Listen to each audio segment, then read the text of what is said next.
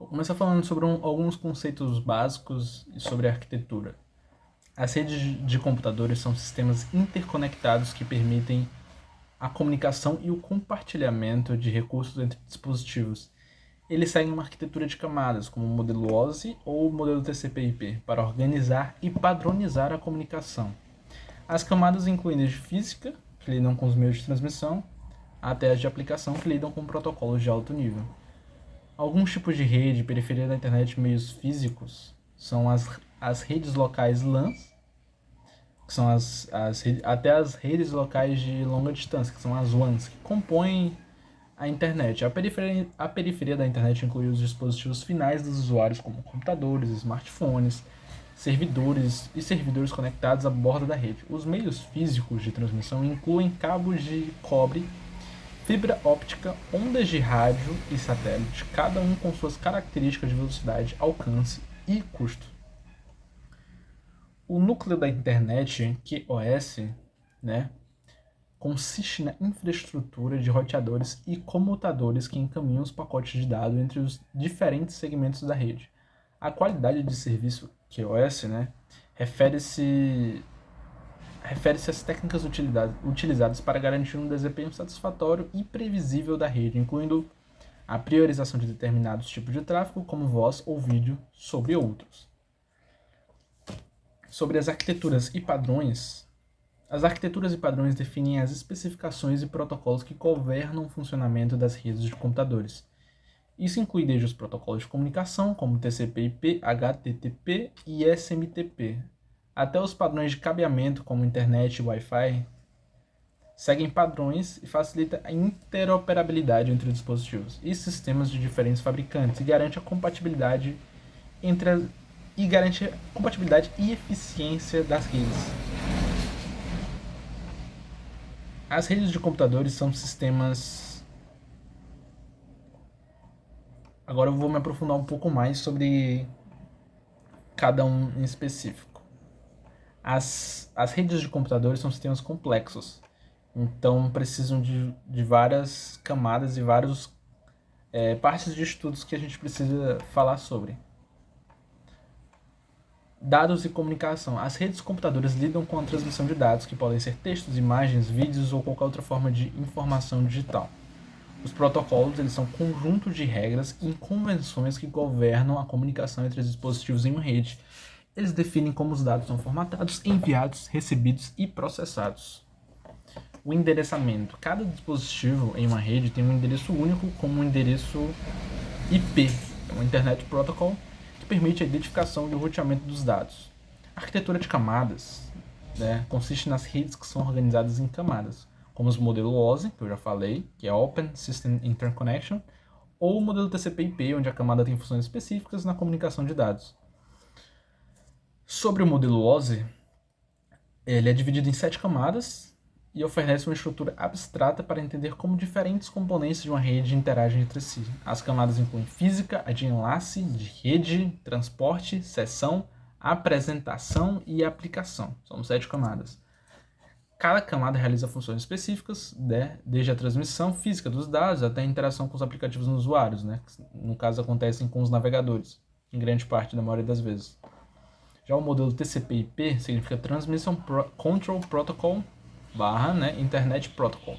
Ele foi desenvolvido para a internet e o modelo TCP/IP é amplamente utilizado e possui 4 camadas principais: link, internet, transporte e aplicação. Ele descreve como os dados são transmitidos de forma eficiente e confiável em uma rede IP. Sobre as arquiteturas de rede, as redes podem ser classificadas de acordo com sua extensão geográfica, como as redes locais, que são as LANs, que é Local Area Network, as redes metropolitanas, as MANs, e as redes de longa distância, que são as WANs, com W. Também podem ser categorizados de acordo com sua estrutura física, como em redes em barramento, em estrela, em anel, em malha e diversas outras. As arquiteturas de rede são projetadas para atender às necessidades específicas de uma organização, levando em consideração fatores como escalabilidade, confiabilidade, segurança e custo. Em suma, os conceitos básicos e as arquiteturas em redes de computadores fornecem uma base sólida para entender mais ou menos como os dados são transmitidos e processados em uma variedade de ambientes de rede. Essa compreensão é essencial para poder projetar, implementar e gerenciar eficiência e confiabilidade. Agora falando um pouco mais sobre tipos de redes, periferias da internet e sobre os meios físicos.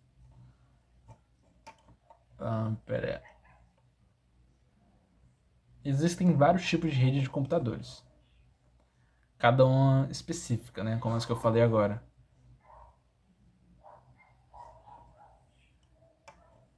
Vou falar um pouco melhor sobre as redes que eu acabei de falar, né? As LANs, MANs, WANs, e sobre as redes sem fios, e sobre VPNs também.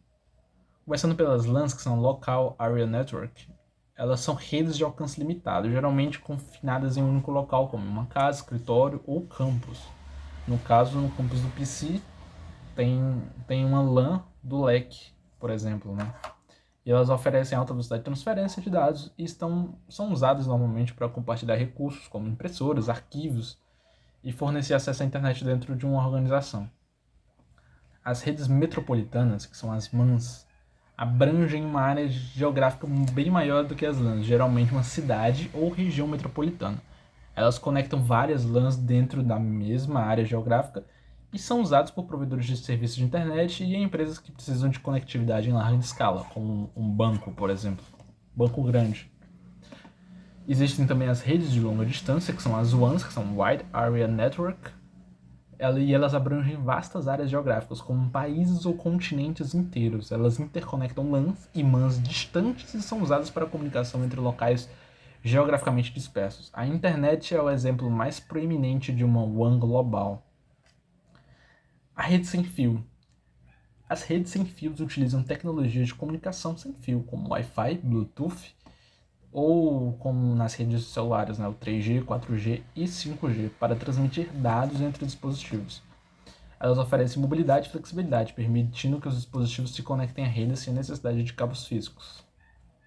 Mas acaba sendo inferior eficientemente comparada a qualquer conexão que seja em cabo.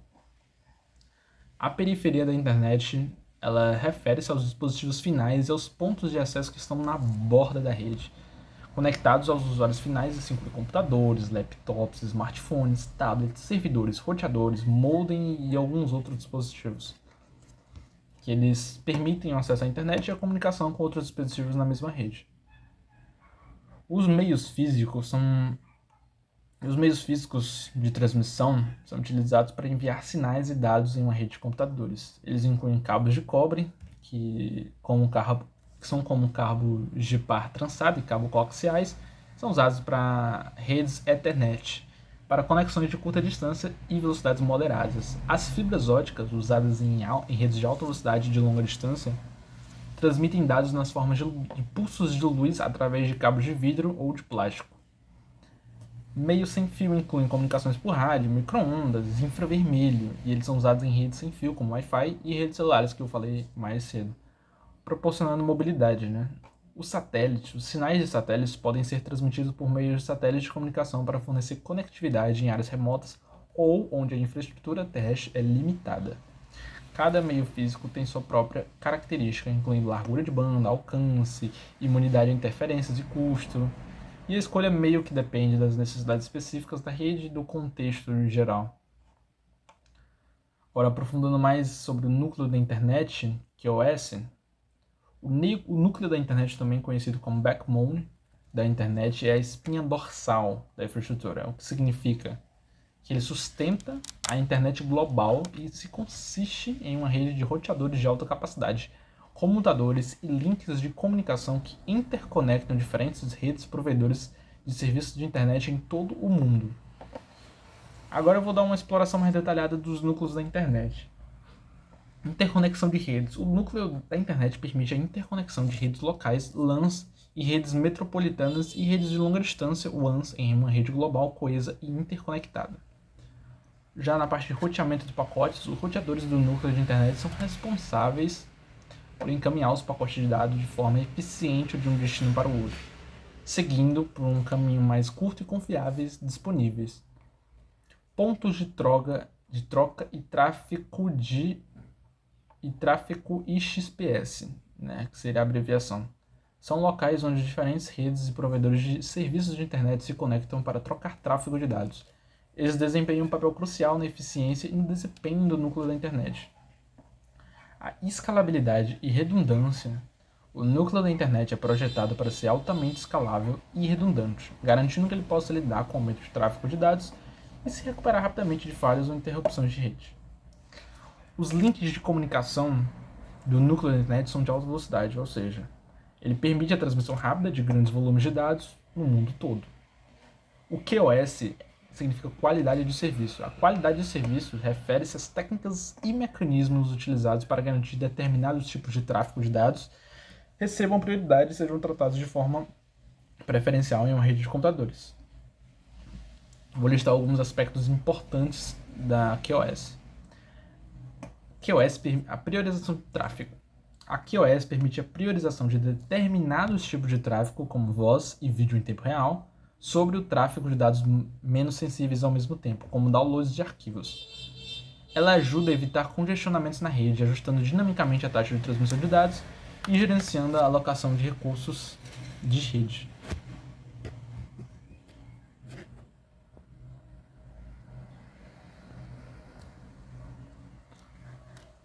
Controle de congestionamento.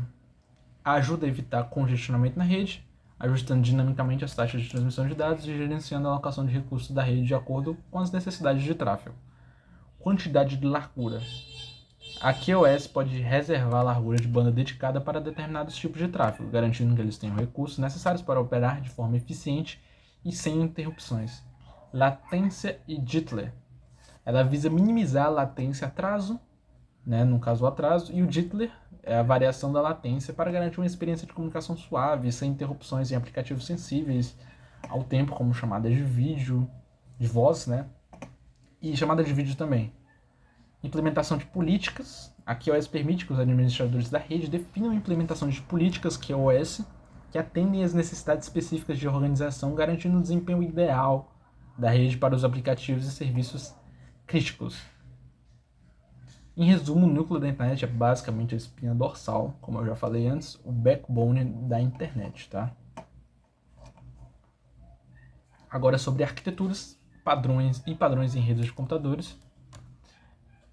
Elas desempenham um papel essencial no design, implementação e operação de redes de computadores. Aqui está uma exploração mais aprofundada desses conceitos que eu fiz.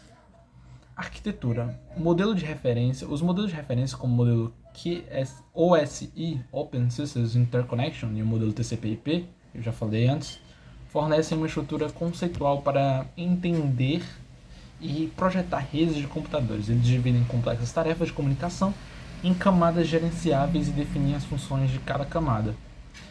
E eles têm uma hierarquia de protocolos. A arquitetura da rede segue uma abordagem hierárquica, na qual os protocolos são organizados em camadas, com camadas constituindo, independente de camadas inferiores.